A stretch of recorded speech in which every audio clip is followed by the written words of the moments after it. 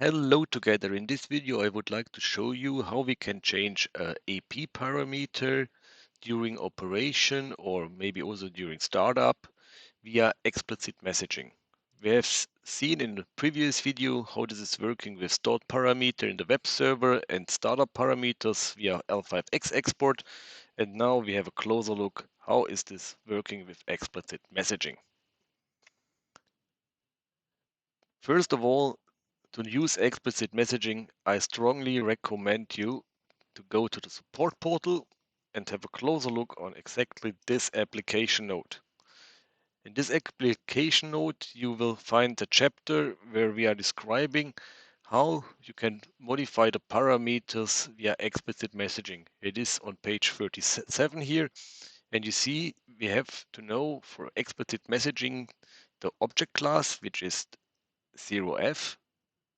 The service code for read is 32, for write is 33, the instance is 0, the attribute is not used, and then we have to know that we need at least 8 bytes for the command in the AP system. This 8 bytes I have to define in a data structure, otherwise I cannot execute a command for changing or reading the parameters. And the last thing is, if we write parameters, depending on the parameter itself, we have here several more bytes. This is just for writing important. Okay, if I'm knowing this, then I can go back to my Logix project and I go here offline. And the first thing what we want to do now is we want to decide which parameter we want to change.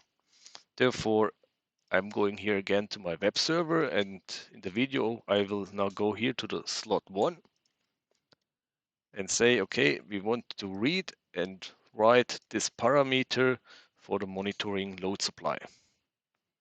You see here the parameter has the API ID 20,002. The instance is 0 at API, and the slot number is the module number, and this one here is 1. The parameter itself, if I want to know how many bytes it is including, I have to go to the manual of the Ethernet IP node, and then I'm finding in the manual this parameter, and I see here, okay, this parameter is unsigned integer. 8 means this parameter has just 1 byte. Knowing all this information, I can now start with my programming. And the first thing what we are doing here, we are defining our command for the parameter, AP parameter. And we are saying, okay, AP parameter is a short integer of 9. And then let us have a look on the structure. Okay, here with 9, we know exactly that this parameter is the 8-byte command from 0 to 7, and here is the area where we can write. Going now to the main routine, I am now creating here a new run. Add run. Say here, okay, we want to read, means X read. We are making this new tag, create. And then we need the message instruction, what is MSG here, where we say AP read, for example, the instance, create the instance, say OK, and then let's go here to the configuration. And here we see the information what we have also recognized in the application node. First, the service code. The service code is 32. The class is F. The instance was 0. The attribute was also 0. The source element for read is here, my AP parameters, starting with the element 0, and we want to execute a read. That means just 8 bytes. And we want to save the result in our last byte. This is very important, otherwise we're making an override something or etc. This you should take care about. To the communication itself, we are defining here the path to our Ethernet module. Say OK. Configuration, checked again, looks good, take over, OK. And then we're going to the controller text, where we now define our command. To make my life a little bit easier, I'm changing here to hex and then going back. Starting here with the module number, which is the slot number. If we go to the web server, that means here it is 1. These 2 bytes are for the slot. Now going to the instance, which was 0 in the web server, means these 2 bytes I can now ignore. And now comes the AP ID, which was 20,022, which is in hex for E36. Now making here 36 for E. Why do I do this? Because we have to take in count that in Rockwell we are using Little Indian. And that's the reason why I have to make here the byte swap.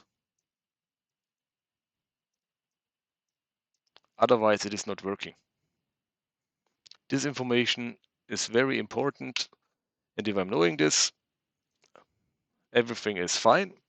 I can now save it and make here the download, and then let us see what is going on. We will, as user, expecting now a value of 1 load monitoring active. This is what I'm expecting if I'm executing the command.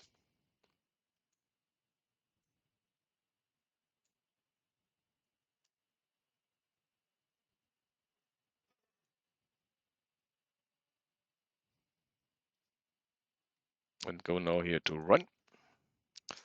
Main routine, execute the read, toggle bit, done, controller tags, and I see here it is a 1. To make a second test, I'm going just to the web server, change this here to 0. Therefore, I need my username and the product key. Now it is 0, parameter write success changed. Going back to my routine, toggle again, done, going to the controller tags. Now it is 0. Means the read instruction for AP parameters are working. Now going here offline and have a closer look for the write instruction. Therefore, I just making add 1. Make here again a X write to execute everything. New X write, create. Going here again to a new message instruction, which is now AP write. Going here to the 3 dots.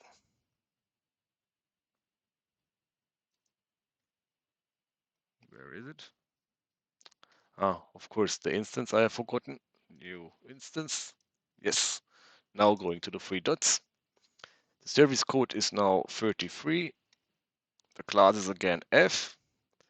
The source element for writing is again my AP parameter, but this time we have a write command with the data. That means it is not 8 byte, it is 9 byte, including the write data. The destination element, I don't care because I just want to write something to the AP system. The communication I browse now, say here again my Ethernet module, fine, fine, fine. Download everything.